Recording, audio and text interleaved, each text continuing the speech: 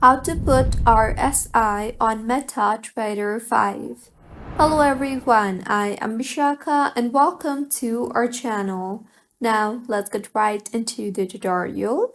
Firstly, go ahead and open the MetaTrader application on your device and make sure you are signed in.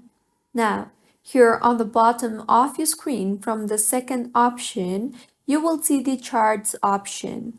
Tap on that.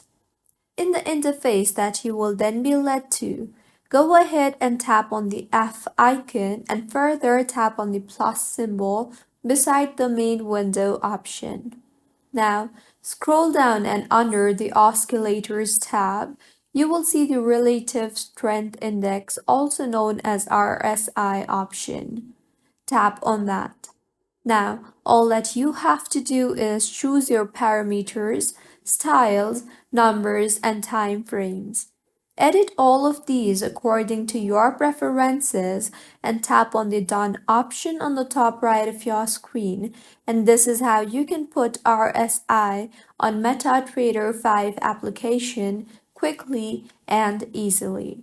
If you find this tutorial helpful, please like the video and do subscribe to our channel for more contents like this. Thank you for staying with us until the end.